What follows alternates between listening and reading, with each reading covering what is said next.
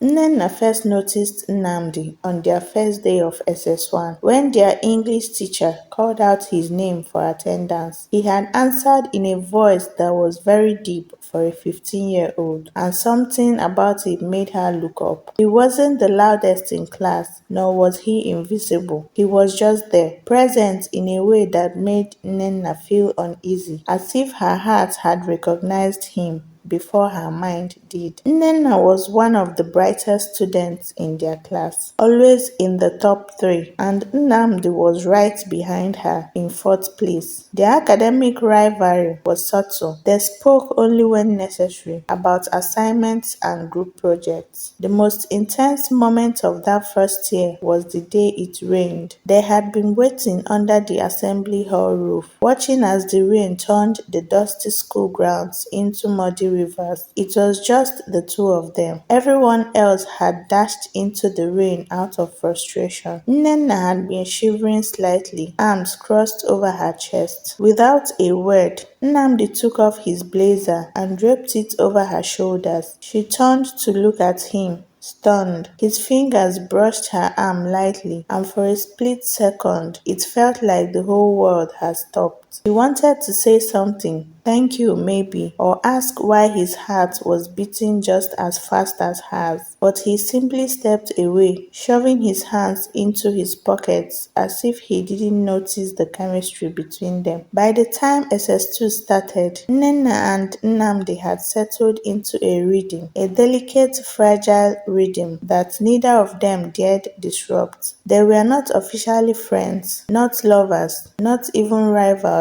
anymore. They were something else, something unspoken, something everyone could see, but neither of them dared to name. Their friends teased them mercilessly. Just date already, Ugo groaned one afternoon when Nnamdi had handed Nnenna her forgotten water bottle without her even having to ask. You guys act like an old married couple. We are just classmates, Nnenna had replied smoothly, though she could feel the heat rising to her cheeks. Exactly, Nnamdi added, but there was something about the way he said it, as if he was daring her to disagree, and that was how it was between them. One afternoon during prep, Nnenna had been struggling with a math problem. The numbers swam before her eyes, refusing to make sense. Just as she was about to give up, a folded piece of paper slid onto her desk. She looked up sharply, only to see Nnamdi already turning back to his own notes, his expression unreadable. With cautious fingers, she unfolded the paper. Try using substitution, you overcomplicated step 3. It wasn't romantic, it wasn't even particularly special, but something about it, about the quiet way he had noticed her struggling, about the way he had offered help without making a big deal out of it, made her heart flutter. She solved the problem in 3 minutes, and when she turned to look at him, he was already staring. There was another moment, one that stayed with Nnenna long after it happened. The library was mostly empty that afternoon. She had come to borrow a novel, only to find Nnamdi sitting at the very last table, a book open in front of him. She hesitated. She should have walked away. She should have pretended she hadn't seen him, but something inside her wouldn't let her. So she sat down across from him. For a long moment, neither of them spoke. He kept reading, but she could tell he was aware of her. The way his fingers twitched slightly against the paper, the way his breathing seemed a fraction slower. Then, without looking up, he slid his book towards her. Read this part, he murmured. She frowned, but leaned forward anyway, scanning the words he had marked with a tiny pencil stroke. It was strange, he thought, how someone could become an entire universe without ever knowing. Nnenna looked up at him, shy. His gaze was steady. She opened her mouth, but before she could respond, the librarian walked in and ruined the moment. 2 weeks later, on a quiet Saturday evening, inter-house sports practice had just ended and the field was almost empty. Nnenna had been tying her shoelace when she felt his presence beside her. You should tie it tighter, he murmured. He looked up, meeting his eyes, and for some reason, the words tumbled out before she could stop them. Why do you always do that? Do what? His voice was low, almost careful. Act like you don't feel it too. For the first time, his expression cracked, just slightly. quickly, but then the coach's whistle blew in the distance, breaking the spell. He exhaled, took a step back, and just like that,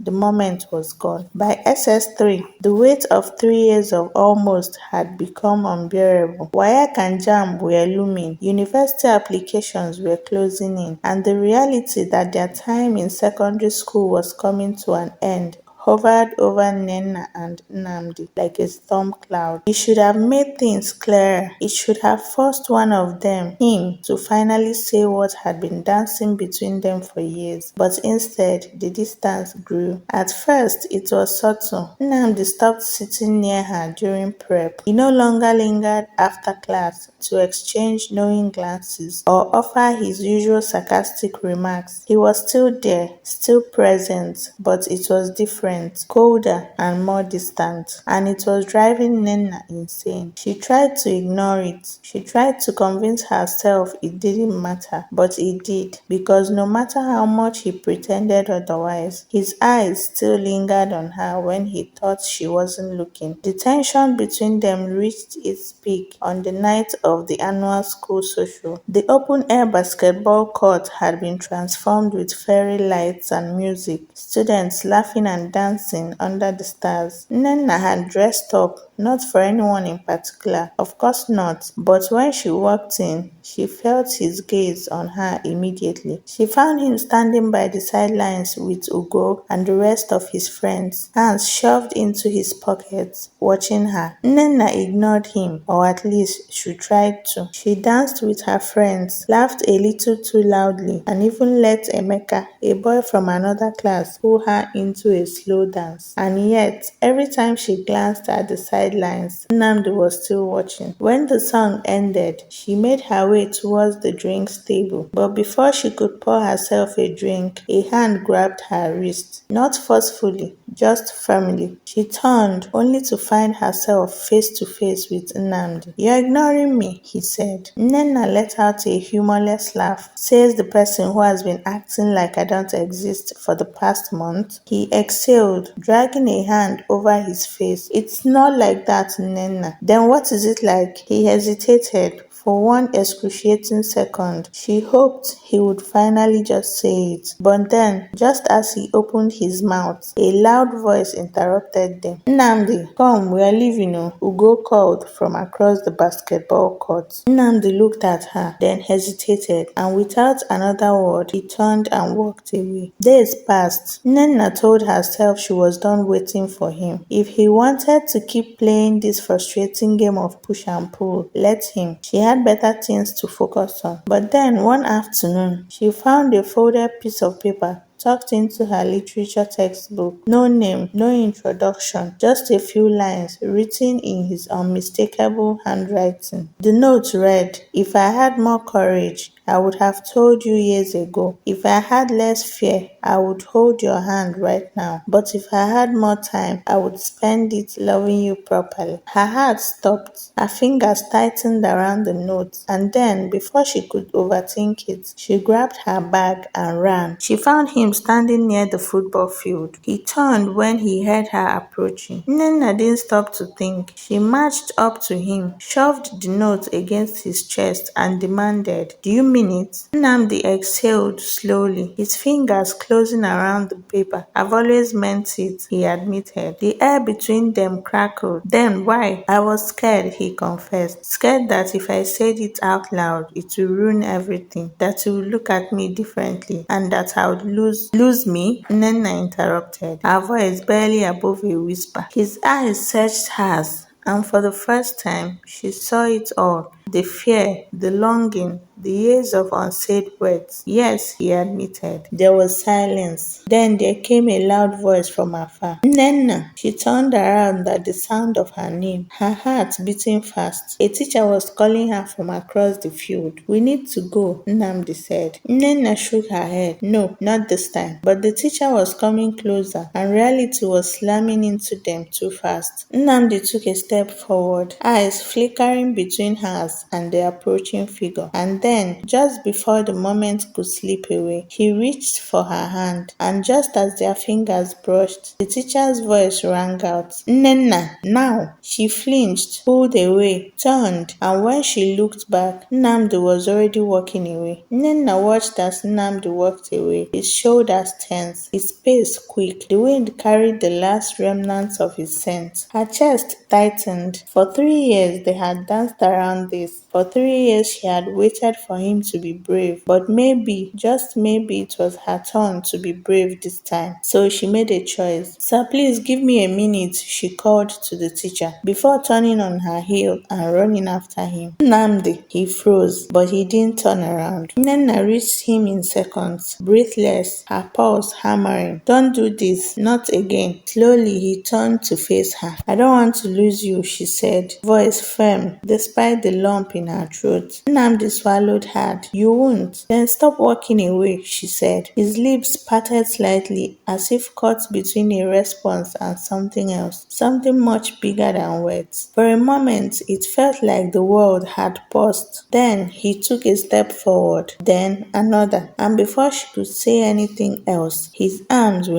around her, tight, warm, certain. Nnenna's breath paused. She had imagined this moment 100 times, what it would feel like to finally have him, to know he was hers and she was his. But reality was so much better. His heartbeat thundered against her ear, and for the first time in 3 years, she knew, really knew, that this wasn't just in her head. Nnamdi pulled back just slightly, enough for their eyes to meet. His fingers brushed against her cheek. "I meant everything in that letter," he said. Nnenna smiled. "Then say it." He exhaled, eyes never leaving hers. "I love you." Her chest swelled. "Say it again." His lips curved into that smirk she had fallen for years ago. "I love you, Nnenna." And this time, when their hands met, fingers threading together, holding on, neither of them let go.